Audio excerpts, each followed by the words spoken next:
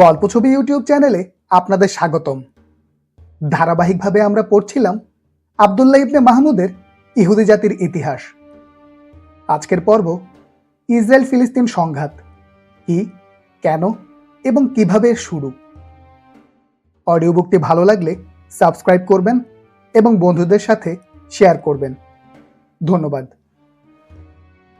Israel ফিলিস্তিন সংঘাত বর্তমান সময়ের চলমান দীর্ঘতম সংঘাত। কিন্তু কেন, কিভাবে এ সংঘাতের সূচনা, তা আমরা অনেকেই জানি না। তবে যারা সকল মুসলিম দুর্ভাগ্যের আড়ালে ইহুদি বা খ্রিস্টান চক্রান্ত খুঁজে পেতে চান, হয়তো এই লেখাটা তাদেরকে ঐতিহাসিক অর্থেই ভিন্ন একটা আঙ্গিকে পথ দেখাবে। আর যারা সত্যি সত্যি এই সংঘাতের উৎস জানতে এই লেখাটি পড়ছেন, আশা করি খুব সহজ সরল ভাষায় পুরো সংঘাতের একটি সংক্ষিপ্ত ধারণা পেয়ে যাবেন। এই অধ্যায়টি পড়তে গিয়ে এই বইয়ের একটি সারাংশ হয়ে যাবে এবং এরপর হবে বাকি ইতিহাস সংক্ষেপে। কিন্তু বিস্তারিত ইতিহাসটুকু যে আরো গভীরে যাবার দাবি রাখে, তা বলবার অপেক্ষা রাখে না। সংঘাতের পুরনো ইতিহাস জানতে হলে আমাদের নজর দিতে হবে ধর্মগ্রন্থে, কারণ প্রত্নতাত্ত্বিকভাবে সমর্থিত হোক বা না হোক, ধর্মীয়ভাবে ইসরায়েল বা ইহুদি আর ফিলিস্তিন বা বর্তমানে মুসলিম জাতি নিজেরা কি বিশ্বাস করে, তাদের ধর্মীয় ঐতিহ্য নিয়ে, সেটা তাদের এই পবিত্র ভূমি নিয়ে কারাকারিতে খুবই গুরুত্বপূর্ণ। খেয়াল করে দেখেছেন কি, আমি ফিলিস্তিনের পাশে লিখেছি বর্তমানে মুসলিম।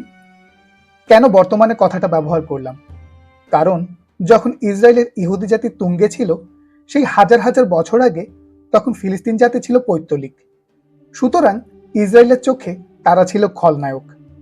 প্রথমে আমাদের জানা দরকার ইসরায়েলের ধর্মীয় ইতিহাস কি। হিব্রু বাইবেল এবং ইসলামী ধর্মীয় ইতিহাস মোতাবেক নবী হযরত ইব্রাহিম আলাইহিস সালাম, ঈশ্বর ইয়াহওয়ে, হিব্রুতে ঈশ্বরকে এ নামেই ডাকা হয় আর আরবিতে আল্লাহ, তাকে প্রতিশ্রুতি দেন যে পবিত্র ভূমি কেনান তার সন্তানাদিকে দেওয়া হবে, যেটা এখন ইসরায়েল ফিলিস্তিন অঞ্চল। অর্থাৎ তার বংশধররা এই এলাকার মালিক হবে। ইব্রাহিম আলাইহিস সালামের প্রধান দুই পুত্র ইসমাইল আলাইহিস সালাম আর ইসাক আলাইহিস সালাম।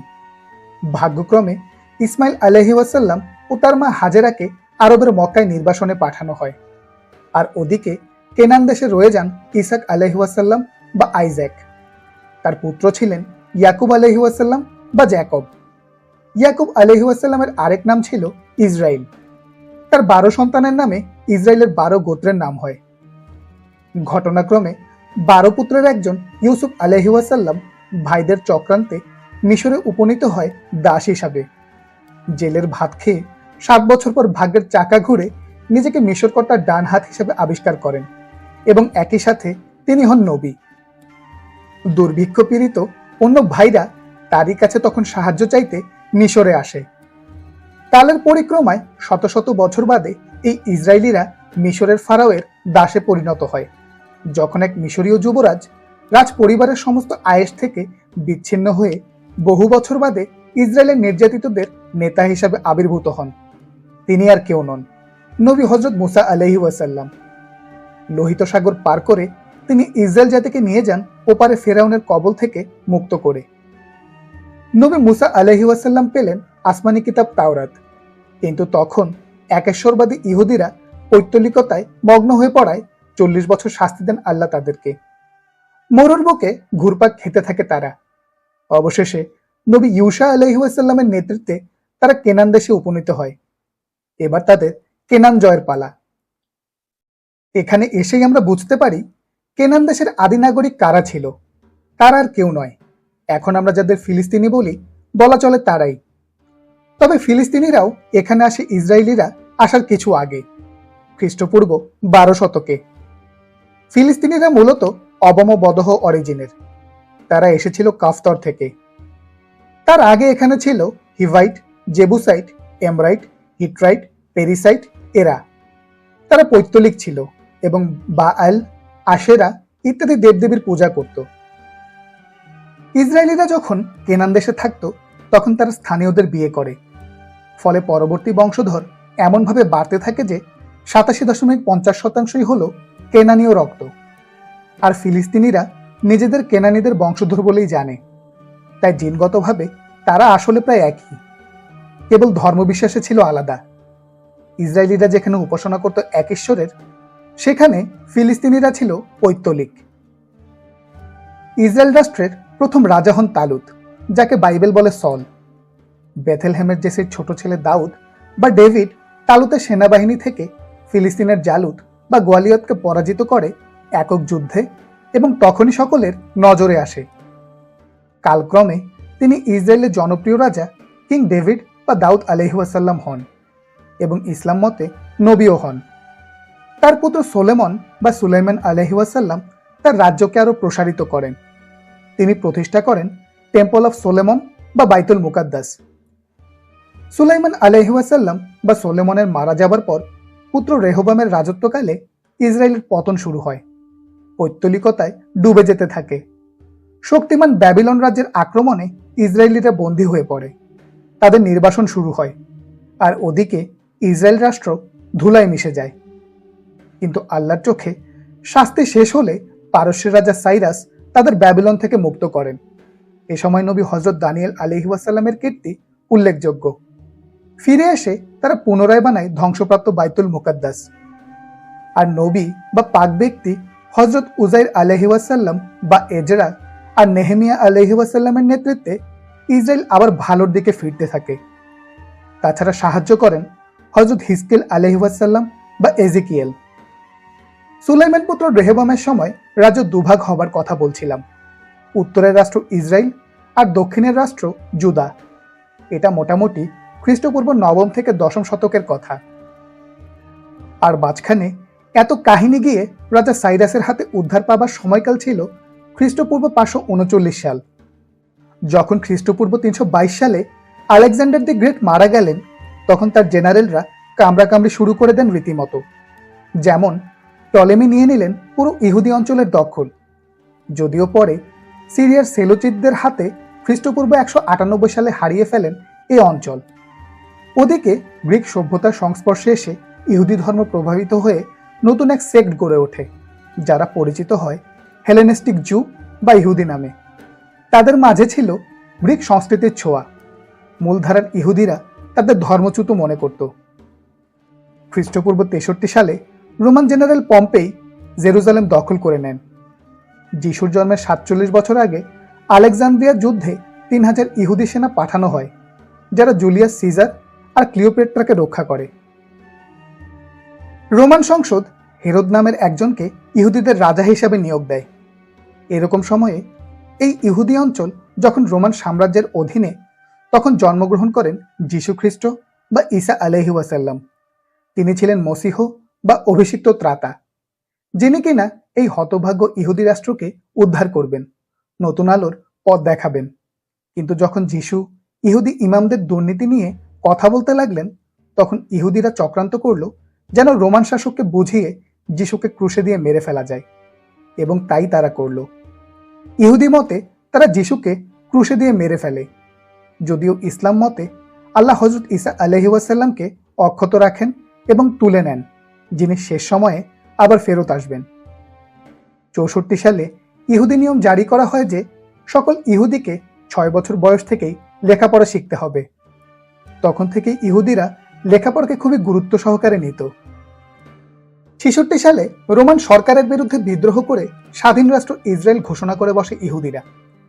তখন তাদের শায়েস্তা করা হয়। প্রায় 1 মিলিয়ন ইহুদি মারা যায়। 131 সালে সম্রাট হাদ্রিয়ান ইহুদি ধর্ম নিষিদ্ধ করেন। জেরুজালেমের নাম পরিবর্তন করে রাখেন ইলিয়া কাপিতোলিনা। বাইতুল মুকাদ্দাসের জায়গায় জুপিটার মন্দির বসান, আর ইহুদি প্রদেশের নাম চেঞ্জ করে রাখেন প্যালেস্টাইন বা আরবিতে ফিলিস্তিন। তখন আবারও বিদ্রোহ করে ইহুদিরা, কিন্তু লাভ হয়নি। 4th শতকে সম্রাট কনস্টান্টিনোপল জাতীয় ধর্ম হিসাবে খ্রিস্ট ধর্ম ঘোষণা করার পর মরণাঘাত পায় ইহুদি ধর্ম। মোটামুটি বড় নিষেধাজ্ঞা নেমে আসে ইহুদিদের উপর। 611 সালের দিকে পারস্য সাম্রাজ্যের অধীনে পড়ে ইহুদিরা। ওদিকে বাইজেন্টাইন সম্রাট হেরাক্লিয়াস বা হারকিউলিস কথা দেন তিনি ইহুদি অধিকার ফিরিয়ে দেবেন, কিন্তু দেননি। ইসলামী বিশ্বাস মতে 611 সালের এক রাতে মুহাম্মদ সাল্লাল্লাহু আলাইহি ওয়াসাল্লাম মিরাজে জেরুজালেম গিয়েছিলেন এবং সেই ধ্বংসপ্রাপ্ত জেরুজালেমের বাইতুল মুকাদ্দাসের ওখানে নামাজ পড়েন। 634 থেকে 36 সালে মুসলিম বাহিনী জেরুজালেম অধিকার করে নেয়। ক্রুসেডের আগ পর্যন্ত জেরুজালেম মুসলিম শাসকদের অধীনেই ছিল। 691 সালে আব্দুল মালিক আজকের সেই সোনালী গম্বুজ নির্মাণ করেন, আর 705 সালে বানানো হয় মসজিদুল আকসা। 1099 সালে প্রথম ক্রুসেডে খ্রিস্টানরা জেরুজালেম দখল করে নেয়, কিন্তু 1187 সালে সুলতান সালাউদ্দিন বা সালাদিন আইয়ুবী আবার দখল করে নেন জেরুজালেম। এই সময় পর্যন্ত ইহুদিরা ওখানেই থাকত, কিন্তু ধীরে ধীরে ইউরোপে জায়গা করে নিতে থাকে তারা। ইউরোপের ব্ল্যাক ডেথ মহামারীর সময় ইহুদিদের অনেককেই খুন করা হয়। সন্দেহ ছিল তারা বুঝি কুয়ার পানিতে বিষ মেশাচ্ছে। আর স্পেনে খ্রিস্টান রাজত্বে মুসলিম আর ইহুদি দু ধর্মের মানুষকেই মারা শুরু হয়ে যায়, যেটার নাম কুখ্যাত স্প্যানিশ ইনকুইজিশন। ততদিনে 1497 সাল চলে এলো। ইহুদিরা পালিয়ে রোম, পোল্যান্ড কিংবা উসমানী সাম্রাজ্যে চলে গেল। 1538 সালে সুলতান সুলেমান জেরুজালেম ঘিরে বিখ্যাত দেয়াল তুলে দেন, যেটা এখন ওয়াল অফ জেরুজালেম নামে পরিচিত। এরপর কালের বিবর্তনে 19 শতকে ইহুদিরা ইউরোপে অধিকার পেতে শুরু করলো। তখন অর্ধেক ইহুদিই থাকতো রুশ রাজ্যে।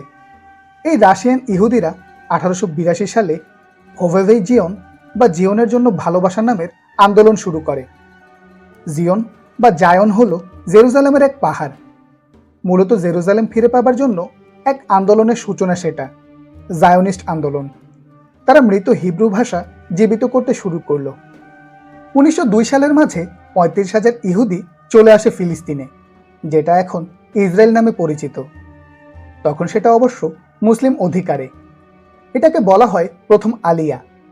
আলিয়া হলো ইহুদি পুনর্বাসন, যখন অনেক ইহুদি একসাথে সরে আসে। তখন মুসলিম প্রধান ফিলিস্তিনে দেখা গেল জেরুজালেমের সিংহভাগে হঠাৎ করে ফিরে আসা ইহুদি। 1896 সালে Theodore Herzi the zoo state নামে এক লেখনী প্রকাশ করেন, যাতে তিনি বলেন ক্রমবর্ধমান ইউরোপীয় ইহুদি বিদ্বেষের একমাত্র সমাধান আলাদা এক ইহুদি রাষ্ট্র। 1897 সালে জায়নিস্ট সংঘ গড়ে তোলা হয়। প্রথম জায়নিস্ট কংগ্রেসে লক্ষ্য ধার্য করা হয় প্যালেস্টাইনে ইহুদি রাষ্ট্র গড়ে তুলতে হবে। 1914 সালের মাঝে দ্বিতীয় আলিয়া হয়ে গেল। 40,000 ইহুদি এ এলাকায় চলে এলো।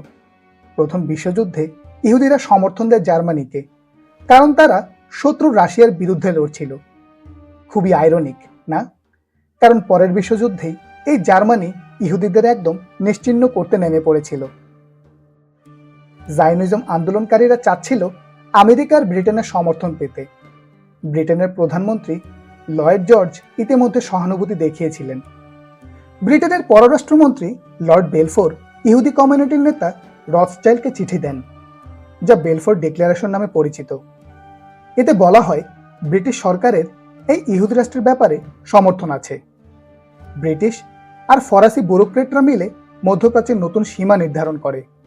বিনিময়ে জায়নিস্ট স্পাই নেটওয়ার্ক ব্রিটিশ সরকারকে ওসমানী সৈন্য সামন্ত নিয়ে তথ্য পাচার করত। বেলফোর ঘোষণার পরোক্ষ সমর্থন 1922 সালে লিগ অব নেশনস দিয়ে দেয়। 1923 সালের মাঝে তৃতীয় আলিয়া হয় এবং আরও 40,000 ইহুদি আসে ফিলিস্তিনে। আর 1929 সালের মাঝে চতুর্থ আলিয়া হয়, যখন আরও 82,000 ইহুদি চলে আসে। খরচাপাতিতে সাহায্য করত জুইশ ন্যাশনাল ফান্ড। বিদেশি জায়নিস্টরাও এতে সাহায্য করত। 1928 সালে জেএনসি বা জিউইশ ন্যাশনাল কাউন্সিল গঠিত হয় ফিলিস্তিনে। 1929 সালে প্রথম বড় ইহুদি মুসলিম দাঙ্গা হলো জেরুজালেমের ওয়াইলিং ওয়াল নিয়ে। ফলে 1931 সালে জায়নিস্টরা ইরগুনজাই লিউমি নামে এক মিলিশিয়া প্রতিষ্ঠা করে। এই ইহুদি সন্ত্রাসী সংগঠন 1946 সালে জেরুজালেমের কিং ডেভিড হোটেলে বোমা বিস্ফোরণ করে এবং 1948 সালে ইহুদি অধিকার আদায়ের লক্ষ্যে দেইর ইয়াসিন গ্রামে গণহত্যা সংঘটিত করে। 1933 সালে নাৎসিদের সাথে চুক্তিতে আরও 50,000 ইহুদি ফিলিস্তিনে চলে আসে। 1938 সালের মাঝে পঞ্চম আলিয়া হয়ে গেল। প্রায় 2.5 লাখ ইহুদি এলো ফিলিস্তিনে। এরপর শুরু হয়ে গেল দ্বিতীয় বিশ্বযুদ্ধ। প্রায় 6 মিলিয়ন ইহুদি হত্যা করে নাৎসিরা। মোটামুটি এই যুদ্ধ শেষ হবার মধ্য দিয়ে আমেরিকার ইহুদিরা জায়নিস্ট মুভমেন্টের মাথা হয়ে দাঁড়ায়। 1946 সালের জুলাইতে সন্ত্রাসী দল ইরগুন কিং ডেভিড হোটেলে বিস্ফোরণ ঘটায়। সেখানে ফিলিস্তিনের ব্রিটিশ অ্যাডমিনিস্ট্রেটিভ হেডকোয়ার্টার ছিল। সেই হামলায় মারা যায় 91 জন মানুষ আর আহত হয় 46 জন। ইরগুন সন্ত্রাসীরা আরব দেশীয় ওয়ার্কার আর ওয়েটার সেজে বোম পেতে আসে। বিস্ফোরণে পুরো দক্ষিণ পাশ ভেঙে পড়ে। তখন তেল আবিব শহরে কারফিউ জারি করা হয়। ফিলিস্তিনের প্রায় 1,20,000 ইহুদিকে জেরা করা হয়। 1947 সালের 15 মে গঠিত হয় United Nations special committee on Palestine, যা পরে প্রস্তাব দেয় স্বাধীন এক আরব রাষ্ট্র, স্বাধীন এক ইহুদি রাষ্ট্র এবং জেরুজালেম শহর, এই 3 ভাগ। সামান্য কিছু এদিক ওদিকের মাধ্যমে জাতিসংঘের জেনারেল অ্যাসেম্বলিতে এই প্রস্তাব বিষয়ে ভোট হয়। ফলস্বরূপ ইহুদি সমাজে উচ্ছ্বাস আর আরব সমাজে অসন্তুষ্টি ছড়িয়ে পড়ে। ওই অঞ্চলে দাঙ্গা শুরু হয়ে যায়। প্রায় 1 লাখ আরব ইহুদি প্রধান এলাকা ছেড়ে চলে যায়। আমেরিকা তখন ফিলিস্তিন ভাগ করার প্রস্তাব থেকে সমর্থন গুটিয়ে নেয়, কিন্তু 7 ফেব্রুয়ারি 1948 তারিখে ব্রিটেন নতুন সমর্থন ব্যক্ত করে। জায়নিস্ট নেতা ডেভিড বেন গুরিয়ন বাধ্যতামূলক করলেন যে সকল ইহুদি নারী পুরুষকে মিলিটারি ট্রেনিং নিতে হবে।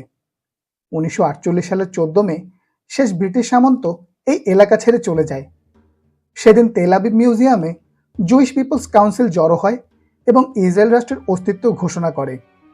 সাথে সাথে মার্কিন প্রেসিডেন্ট ট্রুম্যান এবং সোভিয়েতের স্টালিন স্বীকৃতি দেয় ইসরায়েলকে। তবে আরব লীগের মিশর, জর্ডান, সিরিয়া, লেবানন, ইরাক তা প্রত্যাখ্যান করে। আরব রাষ্ট্রগুলো তখন ফিলিস্তিনের দিকে এগিয়ে যায় এবং শুরু হয় প্রথম আরব ইসরায়েল যুদ্ধ। আরব রাষ্ট্রগুলো আক্রমণ করে, কিন্তু সদ্যজাত ইসরায়েলের তখনও কোনো ভারী অস্ত্র ছিল না। তখন জাতিসংঘ অস্ত্র নিষেধাজ্ঞা জারি করে এই অঞ্চলে ইসরায়েলকে রক্ষা করতে। কিন্তু চেকোস্লোভাকিয়া সেই নিষেধাজ্ঞা ভঙ্গ করে ইসরায়েলকে অস্ত্র সরবরাহ করে। 11 জুন 1 মাসের শান্তি চুক্তিতে বাধ্য করে জাতিসংঘ। তবে মারা যায় ইসরায়েলের 6,000 মানুষ, যেখানে মোট জনসংখ্যা ছিল 6.5 লাখ। 7,26,000 ফিলিস্তিনি দেশ ছাড়া হয়। 1949 সালের 11 মে জাতিসংঘের সদস্যপদ পেয়ে যায় ইসরায়েল। ইসরায়েলের সংসদ কেনেসেট প্রথম মিলিত হয় তেল আবিবে। এরপর 1949 সালের সিজ ফায়ারের পর চলে যায় জেরুজালেমে। জানুয়ারিতে প্রথম নির্বাচনে নির্বাচিত হয়ে ইসরায়েলের প্রথম প্রধানমন্ত্রী হন ডেভিড বেন গুরিয়ন। 1951 সালের মাঝেই ইমিগ্রেশনের কারণে ইসরায়েলের জনসংখ্যা হয়ে গেল দ্বিগুণ। 1958 সালে সংখ্যাটা দাঁড়ায় 20 লাখে। এ সময়টাতে ইসরায়েল দ্বিতীয় বিশ্বযুদ্ধে ইহুদি হত্যাকারী নাজিদের খুঁজে বের করে হত্যা করতে থাকে বা মৃত্যুদণ্ড দিতে থাকে। দুর্ধর্ষ ইসরায়েলি গোয়েন্দা সংস্থা মোসাদের তৎপরতা উঠে তুঙ্গে। 1956 সালে সুয়েজ খালজনিত জটিলতায় ইসরায়েল মিশর আক্রমণ করে বসে। ইসরায়েলের মিত্র ছিল ব্রিটেন আর ফ্রান্স। এতে প্রবল নিন্দার ঝড় ওঠে। 1967 সালে 6 দিনের আরব ইসরায়েল যুদ্ধ চলছিল। 8 জুন ইসরায়েল এয়ারফোর্স আর নেভি মোটর টর্পেডো বোট মার্কিন জাহাজ ইউএস লিবার্টি আক্রমণ করে বসে। মারা যায় 34 ক্রু, আহত হয় 171 ক্রু। জাহাজটা ছিল মিশরীয় শহর আরিস থেকে 25 নটিক্যাল মাইল দূরে। ইসরায়েল দুঃখ প্রকাশ করে বলে, মিশরীয় জাহাজ ভেবে আক্রমণ করে ফেলেছিল। এখনকার হিসাব মতে ইসরায়েল সরকার 3 দফায় 22.9, 23.3 এবং 17.4 মিলিয়ন মার্কিন ডলার ক্ষতিপূরণ দেয় সেই ঘটনার নিহতদের জন্য। যদিও তদন্ত রিপোর্ট বলে এটা ভুল ছিল, তবুও বেঁচে যাওয়া আক্রান্তদের মতে এটা নাকি ইচ্ছাকৃত ছিল। 1968 সালের মার্চে ইসরায়েলি বাহিনী আক্রমণ করে ফিলিস্তিনি বাহিনী ফাতাহকে। তবে ফাতাহ আর পিএলও বা প্যালেস্টাইন লিবারেশন অর্গানাইজেশন তখন আরব জুড়ে নাম করে ফেলে। 1969 থেকে 70 সালে আবারও মিশরের সাথে ইসরায়েলের যুদ্ধ লেগে যায়। 1969 ডিসেম্বরে ইসরায়েলের নেভি 5 জন সোভিয়েত সেনাকে মেরে ফেলে, যারা সাহায্য করছিল মিশরকে। তখন পরিস্থিতি খারাপ হয়ে যায় ইসরায়েলের জন্য। পরিস্থিতি ঠান্ডা করতে আমেরিকা কাজ করতে থাকে। 1970 সালের আগস্টে সিজ ফায়ারে রাজি হয় উভয় পক্ষ। তখন মিশরের প্রেসিডেন্ট নাসের। 1972 সালে মিউনিক অলিম্পিকের সময় ইসরায়েল দলের 11 জনকে ফিলিস্তিনি ব্ল্যাক সেপ্টেম্বর অর্গানাইজেশন জিম্মি করে। জার্মান তৎপরতায় 8 জন কিডন্যাপারের 5 জনই মারা যায়, আর সাথে খেলোয়াড়রাও। তবে বাকি ফিলিস্তিনিদের জার্মান সরকার ছেড়ে দেয় এক হাইজ্যাক হওয়া বিমানের হস্টেজ মুক্ত করতে। ইসরায়েল সরকার এর জবাব দেয় বোমা বিস্ফোরণ, গুপ্ত হত্যা আর লেবাননে পিএলও হেডকোয়ার্টারে হামলার দ্বারা। হামলার নেতৃত্ব দেন এহুদ বারাক, যিনি পরে ইসরায়েলের প্রধানমন্ত্রীও হয়েছিলেন। 1972 সালে মিশরের প্রেসিডেন্ট হয়ে এলেন আনোয়ার সাদাত। এরপর ইয়ম কিপুর যুদ্ধে মিশর আর সিরিয়া মিলে অকস্মাৎ আক্রমণ করে বসে ইসরায়েলে। তবে মিত্রের সহায়তায় ইসরায়েল ভালো মতোই যুদ্ধে ফেরত আসে। এ যুদ্ধের ফলে সৌদি সরকার 1973-এর তেল সংকট সূচনা করে। 1974-এর মেতে মালদ গ্রামের 102 শিশুকে স্কুলে জিম্মি করে ফিলিস্তিনিরা। মারা পড়ে 22 শিশু। সেই বছরই পিএলও জাতিসংঘে অবজারভার স্ট্যাটাস পায় আর ইয়াসির আরাফাত জেনারেল অ্যাসেম্বলিতে ভাষণ দেন। 1974-এর শেষ দিকে ইসাক রাবিন প্রধানমন্ত্রী হন। 76-এর জুলাইতে ফ্রান্সের 260 যাত্রী সহ বিমান ছিনতাই করে ফিলিস্তিনি আর জার্মান সন্ত্রাসীরা। সেটা উগান্ডায় উড়িয়ে নেয় তারা। জার্মানরা তখন ইহুদি যাত্রীদের ছেড়ে দেয়, কিন্তু হত্যার হুমকি দেয় প্রায় 100 ইহুদি যাত্রীকে। প্রধানমন্ত্রী রাবিন তখন এক রেস্কিউ অপারেশন অর্ডার করেন এবং সত্যি সত্যি ইহুদি যাত্রীদের উদ্ধার করে ইসরায়েল বাহিনী। কিন্তু উগান্ডার মতো জাতিসংঘের এক রাষ্ট্রে এরকম উদ্ধার অভিযান সার্বভৌমত্বের জন্য হুমকি স্বরূপ বলে মন্তব্য করেন জাতিসংঘের সেক্রেটারি ওয়াল্ডহাইম, যিনি কিনা আবার আগে নিজের নাৎসি ছিলেন। 1977 সালে রাবিন এক কেলেঙ্কারিতে সরে দাঁড়ান আর শিমন পেরেজ প্রধানমন্ত্রী হন। তবে নির্বাচনে জিতে মেনাকেম বেগিন প্রধানমন্ত্রী হয়ে যান। 30 বছরের শত্রুতা ঝেড়ে মিশরের প্রেসিডেন্ট আনোয়ার সাদাত জেরুজালেম ভ্রমণে যান। মার্কিন প্রেসিডেন্ট জিমি কার্টার সাদাত আর বেগিনের সাথে মিলিত হয়ে ক্যাম্প ডেভিডে এক শান্তি চুক্তির রূপরেখা অঙ্কন শুরু করেন। পশ্চিম তীর আর গাজা এলাকা ফিলিস্তিনের অধিকারে থাকবে। ওদিকে 1979 সালে ইরানি ইসলামী বিপ্লব থেকে পালিয়ে আসে 40,000 ইহুদি। 1984 সালে ইথিওপিয়াতে দুর্ভিক্ষ চলাকালে 8,000 ইথিওপিয়ান ইহুদিকে উড়িয়ে নিয়ে আসা হয় ইসরায়েলে। 1985 সালে লেবানন থেকে সব ইসরায়েলি সামন্ত সরিয়ে নেওয়া হয়। 1992 সালে আবারও জয়ী হন রাবিন। 1993 সালের জুলাইতে এক সপ্তাহ ধরে ইসরায়েল লেবাননে হামলা চালায়, লেবাননের শিয়া হিজবুল্লাহ পার্টিকে দুর্বল করে দিতে। 1994 সালের ফেব্রুয়ারিতে ইসরায়েলের মৌলবাদী ইহুদি কাক পার্টির সমর্থক বারুক গোল্ডস্টাইন হেব্রনের পবিত্র পেট্রিয়াক গুহাতে 29 ফিলিস্তিনিকে হত্যা করে, আহত করে 125 জনকে। সেই গুহায় নবী হযরত ইব্রাহিম আলাইহিসসালামের কবর আছে বলে কথিত। 1994 সালে ওয়াশিংটন ডিক্লারেশনে সাইন করে জর্ডান আর ইসরায়েল। সাক্ষী ছিলেন মার্কিন প্রেসিডেন্ট বিল ক্লিন্টন। ফলে দীর্ঘদিনের এক যুদ্ধ পরিস্থিতি শেষ হয়, যেটা এই দুই দেশের মাঝে ছিল। ওদিকে রাবিন আর পিএলও চেয়ারম্যান ইয়াসির আরাফাতও শান্তি চুক্তিতে স্বাক্ষর করেন, কিন্তু ফিলিস্তিনি সুন্নি সংগঠন হামাসের বিরোধিতা করে। 96 সালের নির্বাচনে নেতানিয়াহু জেতেন আর হামাস বোমা হামলা চালায় কিছু। সেপ্টেম্বরে ফিলিস্তিনি দাঙ্গায় 80 জন মারা যায়। 99 জুলাইয়ের নির্বাচনে এহুদ বারাক জিতে যান, কিন্তু 2001 সালে নির্বাচনে জেতেন অ্যারিয়েল শ্যারন। তিনি 2002 সালে পশ্চিম তীরে ব্যারিয়ার বানানো শুরু করলেন। এর প্রতিবাদে ফিলিস্তিনের গাজা থেকে সেখানে মর্টার হামলা হতে লাগলো, আর লেবানন থেকে হিজবুল্লাহর আক্রমণ অব্যাহত ছিল। 2004 সাল থেকে একদম পুরোদমে গাজায় প্রতিশোধ নিতে নামে ইসরায়েল। চলতে থাকে অপারেশন। 2006 সালে ফিলিস্তিনে জিতে আসে হামাস। এসেই তারা আগের সকল স্বাক্ষর করা চুক্তি বাতিল বলে গণ্য করে। এমনকি ইসরায়েলের প্রতি প্রচণ্ড ঘৃণা থেকে তারা দ্বিতীয় বিশ্বযুদ্ধে ইহুদি গণহত্যাকে জায়নিস্টদের বানানো মিথ বলেও প্রচার করে বসে। এটা তাদের বেশ বড় একটা ভুল ছিল। 2006 সালে শ্যারন স্ট্রোক করায় প্রধানমন্ত্রী হন এহুদ ওলমার্ট। 2006 সালের 14 মার্চ এক ফিলিস্তিনি জেলে অপারেশন চালায় ইসরায়েল। জুন মাসে ফিলিস্তিনের হামাস গাজা সীমান্ত অতিক্রম করে ট্যাঙ্ক আক্রমণ করে ইসরায়েলি সেনাকে ধরে নিয়ে আসে। লেবাননের হিজবুল্লাহ প্রায় একই কাজ করে, দুজন ইসরায়েলি সেনা ধরে নিয়ে আসে। ফলে ইসরায়েল দ্বিতীয় লেবানন যুদ্ধ শুরু করে দেয়। 2007 সালে গাজার নিয়ন্ত্রণ নিয়ে নেয় হামাস। 2007 সালের সেপ্টেম্বরে ইসরায়েলি বিমান বাহিনী সিরিয়ান নিউক্লিয়ার রিঅ্যাক্টর ধ্বংস করে দেয়। 2008 সালে হামাসকে শায়েস্তা করতে গাজায় অভিযান চালায় ইসরায়েল। 2009 সালে নেতানিয়াহু ক্ষমতায় আসেন এবং এখনও আছেন। 2011 সালে হামাস আর ইসরায়েলের চুক্তি হয়, যার ফলে সেই অপহরণ করা ইসরায়েলি সেনার বিনিময়ে ইসরায়েল 1027 জন ফিলিস্তিনি বন্দীকে ছেড়ে দেয়। নেতা আহমেদ জাবারিকে হত্যা করতে ইসরায়েল গাজায় হামলা শুরু করে। যখন 2014 সালে ফাতাহ আর হামাস একত্রে সরকার গঠন করতে রাজি হয়, তখন ইসরায়েল শান্তি চুক্তি করতে বসতে অস্বীকৃতি জানায়। 2014 সালের 8 জুলাই হামাসের রকেট হামলার উত্তরে ইসরায়েল গাজা এলাকায় বড় আকারের আক্রমণ শুরু করে। গত 2019 সালে এসেও ইসরায়েল ফিলিস্তিন দ্বৈরথ চলেছেই। 2016 সাল থেকে নেতানিয়াহু ইসরায়েল পুলিশের তদন্তাধীন ছিলেন।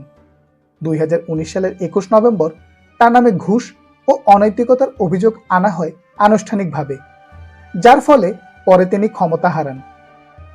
বেশ কয়েকটি বছর পরিস্থিতি আগের চাইতে কিছুটা ম্রিয়মাণ থাকলেও 2021 সালে করোনাকালে এসে পরিস্থিতি হঠাৎ তুঙ্গে ওঠে।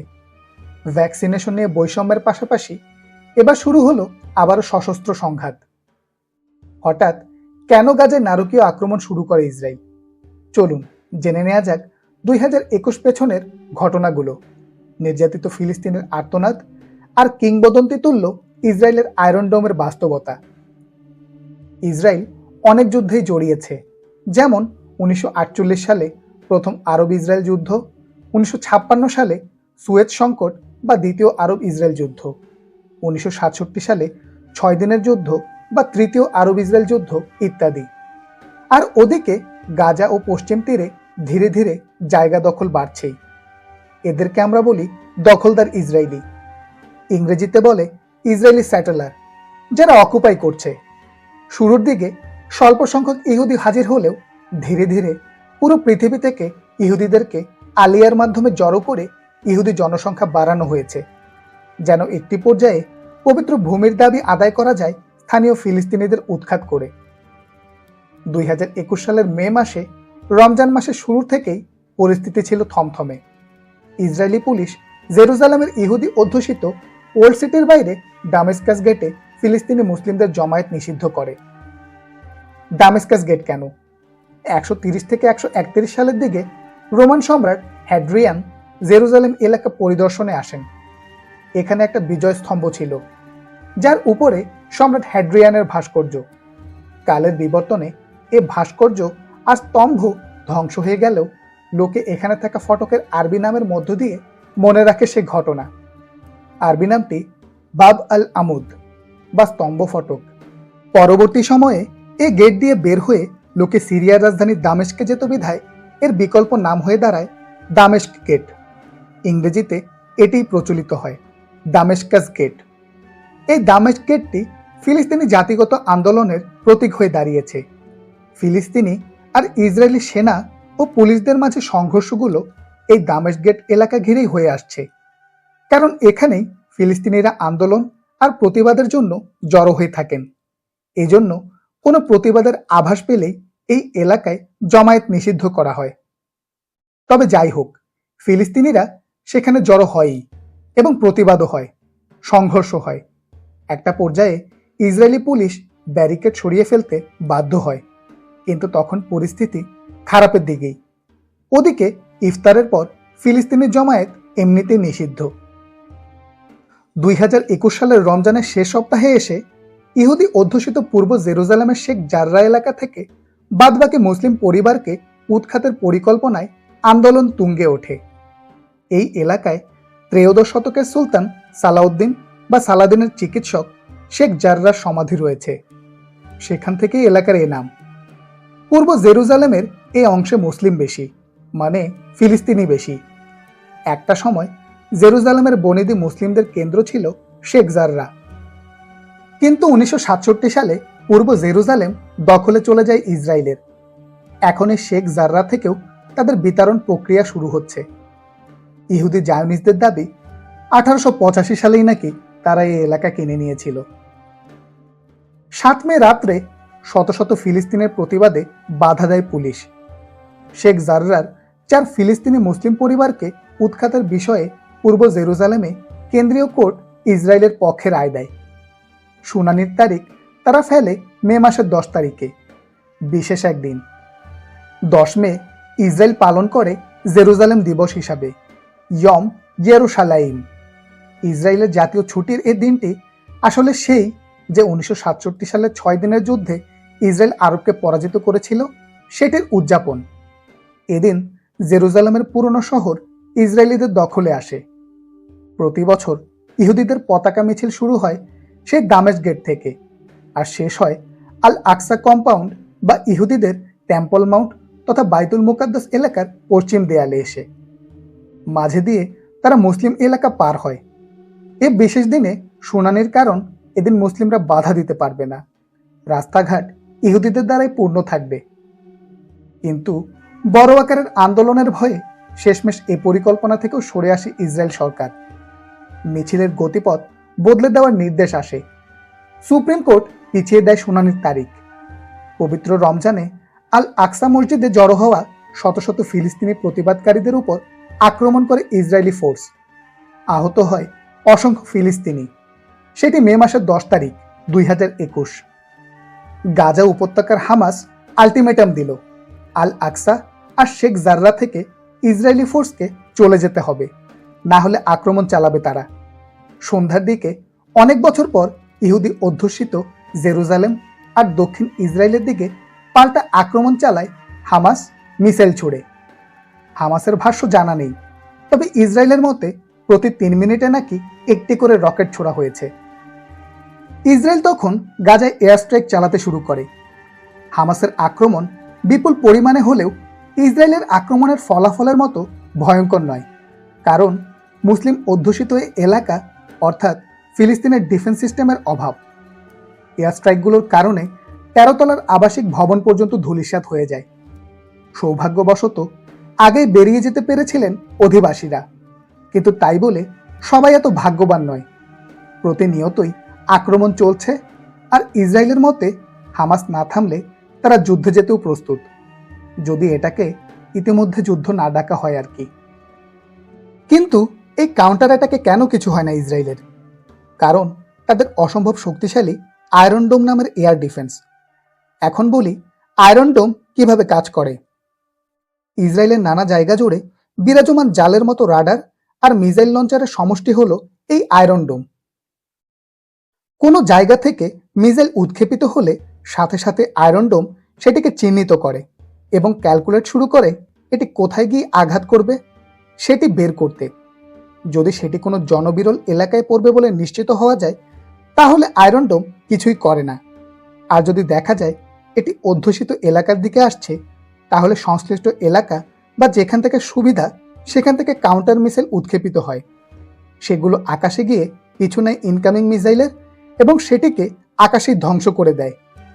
2011 সালে যাত্রা শুরুর পর থেকে 90% মিসাইলকে ইন্টারসেপ্ট বা ধ্বংস করে দিয়েছে আয়রন ডোম। প্রতিটি রকেটের পিছনে ইসরায়েলের খরচ $20,000। এই বড় প্রক্রিয়াটি মাত্র কয়েক সেকেন্ডের মাঝেই সমাপ্ত হয়। কিন্তু এই প্রথমবারের মতো হামাস এত রকেট একেবারে ছেড়েছে যে আয়রন ডোমকেও হিমশিম খেতে হয়েছে। এই অতিমাত্রায় মিসাইল ছোড়াই আয়রন ডোমের উইক পয়েন্ট আপাতত। আয়রন ডোমের ফাঁকফোকর দিয়ে দিয়ে ঢুকে পড়ে হামাসের মিসাইল। আয়রন ডোমকে হিব্রুতে ডাকা হয় কিফাত বার্জেল। রাফায়েল অ্যাডভান্স ডিফেন্স সিস্টেম আর ইসরায়েল অ্যারোস্পেসের যৌথ উদ্যোগে এটি নির্মিত। ইব্রাহিম আলাইহিওয়াসাল্লাম ও তার পুত্র ইসাক আলাইহিওয়াসাল্লামের স্মৃতি বিজড়িত বীর সেবা এলাকায় ইসরায়েল এটি প্রথম লঞ্চ করেছিল 2011 সালে। ইহুদি ধর্মীয় নামের সাথে তাদের সামরিক জিনিসগুলোর নাম দিতে দেখা যায় ইসরায়েলের, যেমন গোলায়াত বা জালুতের সাথে যুদ্ধে ডেভিড বা দাউদ আলাইহিওয়াসাল্লাম গুলতির সাহায্যে পাথর ছুঁড়ে মেরে তৎকালীন ফিলিস্তিনিদের উপর বনি ইসরায়েলের বিজয় নিশ্চিত করেন। সেই ঘটনা থেকে আয়রন ডোমের চাইতে শক্তিশালী ডিফেন্স আর অফেন্স সিস্টেম বানিয়ে চলেছে ইসরায়েল, যার একটির নাম কেলা ডেভিড বা দাউদের গুলতি। এরকম অনেকগুলো ডিফেন্স সিস্টেমের একটি হলো আয়রন ডোম। আপাতত 70 কিলোমিটার দূর থেকে আসা মিসাইল থেকে ইসরায়েলকে নিরাপত্তা দিলেও ভবিষ্যতে সেটি 250 কিলোমিটার পর্যন্ত করার পরিকল্পনা তাদের। এখানে আরেকটা বিষয় বলা যায়, যুক্তরাষ্ট্র শুরুতে আয়রন ডোম কাজ করবে না বললেও 2021 সালে তারাই ইসরায়েল থেকে দুটো আয়রন ডোম সিস্টেম নিয়েছে বসানোর জন্য। 6 থেকে 21 মে পর্যন্ত চলা এই রক্তক্ষয়ী সংঘাতে 282 জন ফিলিস্তিনি মারা যায়, চলে যেতে হয় 72,000 জনকে। আর এরপর চলে গণগ্রেফতার। 282 জনের বিপরীতে ইসরায়েলে মারা যায় 12 জন। তবে অবাক করা ব্যাপার, অন্যবার যেখানে বেশিরভাগ পশ্চিমা মিডিয়ায় চুপ থাকে, সেখানে এবার গাজা আক্রমণ নিয়ে বেশ প্রতিবাদমুখর দেখা যায় তাদের। প্রশ্ন হলো, কেন অনেক দেশই তাদের এমন কাণ্ড কারখানা সমর্থন করে? প্রো ইসরায়েলি পলিটিক্যাল একটি প্রভাব কাজ করে অনেক দেশেই। উদাহরণ হিসেবে বলা যায় আইপ্যাকের কথা, American Israel public affairs committee. Washington ডিসিতে আইপ্যাক বার্ষিক কনফারেন্স করে থাকে, যেখানে যোগদান করেন উচ্চপদস্থ রাজনীতিবিদেরা, প্রেসিডেন্টরাও। ইসরায়েলি প্রাক্তন প্রধানমন্ত্রী বেঞ্জামিন নেতানিয়াহু সেখানে নিয়মিত যেতেন। প্রো ইসরায়েল গ্রুপগুলো ভালো ফান্ডিং করে, ডোনেশন করে, স্পন্সর করে। এর ফলে বিজয় লাভের পর আসলে তাদের বিরুদ্ধে যেতে পারেন না বা চান না নির্বাচিতরা। আমেরিকার ক্ষেত্রে দুই পক্ষকেই কিন্তু তারা ডোনেট করে থাকে। যেমন 2020 সালের ক্যাম্পেইনে 63% গিয়েছিল ডেমোক্রেটদের কাছে, 36% রিপাবলিকান। জাতিসংঘের 192টি দেশের মাঝে 164টি দেশের সাথে কূটনৈতিক সম্পর্ক আছে ইসরায়েলের। আরব দেশগুলো এখন ইসরায়েলের সাথে সম্পর্ক স্বাভাবিক করছে, যেমন বাহরাইন, আরব আমিরাত, সুদান, মরক্কো। আর আগে থেকেই প্রতিবেশী দেশ মিশর ও জর্ডান তো ছিলই। ইসরায়েলের নেতৃত্বে বদল এসেছে বেশি দিন হয়নি। বেঞ্জামিন নেতানিয়াহু 1996 থেকে 99 এবং 2009 থেকে 2021 সাল পর্যন্ত মোট 15 বছর ইসরায়েলের প্রধানমন্ত্রী ছিলেন এবং শেষমেশ দুর্নীতি মামলায় অপসারিত হলেন বলা যায়। এ বই লেখার সময় নাফতালি বেনেট ইসরায়েলের প্রধানমন্ত্রী। জেরুজালেম খ্রিস্টান, ইহুদি আর মুসলিম 3 ধর্মাবলম্বীদেরই তীর্থস্থান। এই পবিত্র ভূমি নিয়ে মারামারির পেছনে কারণ সেই একটাই, কারা এর আসল মালিক। হিব্রু বাইবেলকে সূত্র ধরে ইহুদিদের দাবি হলো সেই প্রাচীনকালেই তারা এখানে ছিল, মাঝে অন্যত্র নির্বাসিত হলেও এ জায়গার আসল অধিকার তাদেরই। কিন্তু তাদের সেই ধর্মগ্রন্থ মতেই ফিলিস্তিনিরা ছিল ইহুদিরা আসবার আগে থেকেই এই অঞ্চলের স্থায়ী বাসিন্দা। তাই ইহুদিদের এখানে উড়ে এসে জুড়ে বসা ব্যাপারটা এই অঞ্চলের মুসলিমরা মেনে নিতে রাজি নয় একদমই, এবং ধর্মগতভাবেই সারা বিশ্বের মুসলিমরা তাদের এই দাবিকে সমর্থন জানায়। তবে মার্কিন মিত্র হওয়ায় ইসরায়েলের ক্ষমতা যে সুবিশাল, সেই বিষয়ে কোনো সন্দেহই নেই। ফিলিস্তিনিদের উপর অবিরাম চলতে থাকা হামলাগুলো বিশ্ব বিবেককে নাড়িয়ে দিয়ে যায়, বিশেষ করে গাজার হামলাগুলো। মিশরের সিনাই আর সিরিয়ার গোলান মরুভূমির দখল রাখায় ইসরায়েলের চরম হঠকারিতার পরিচয় দেয়। প্রতিনিয়ত সেখানে নিরীহ নারী শিশু মারা যাচ্ছে, কিন্তু অদূর ভবিষ্যতে এ দ্বৈরথ মিটে যাবার কোনো ক্ষীণ আশাও দেখা যায় না। এই অধ্যায়টির লেখাতে সহস্র বছরের ইতিহাস অতি সংক্ষেপে লিখতে গিয়ে অনেক ভুল হয়ে থাকতে পারে। আশা করি ক্ষমা সুন্দর দৃষ্টিতে দেখবেন পাঠক। তাছাড়া খাজার, আশকেনাজি, কত ইহুদি গোত্রের ব্যাপারেই বিস্তারিত বলা যায়নি। তবে আশা রাখি পরবর্তীতে সবই লেখা যাবে।